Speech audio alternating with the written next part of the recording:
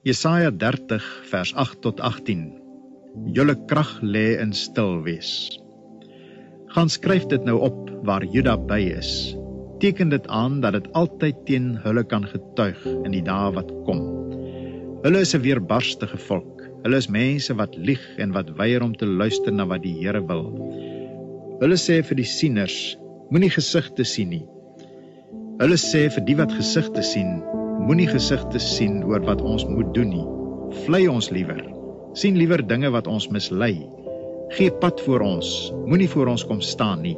Laat die Heilige van Israel uit ons teenwoordigheid verdwyn. So sê die Heilige van Israel, julle het my waarskuwing verwerp, julle het julle vertroue gestel in geweld en bedrog en daarop gesteun.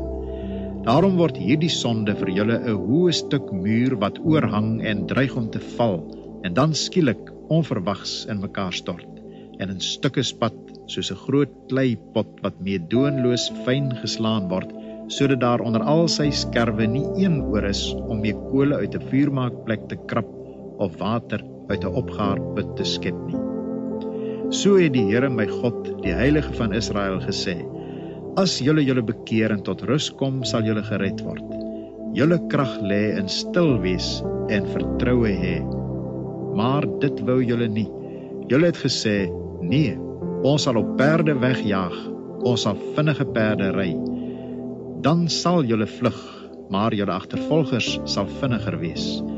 1000 van julle sal vlug as 1 julle bedreig, en as 5 julle bedreig, sal julle aanhou vlug, totdat die paar wat van julle oorbly, soos 'n eensame vlagpaal op 'n berg, soos 'n enkele vaandel op 'n heuwel sal wees.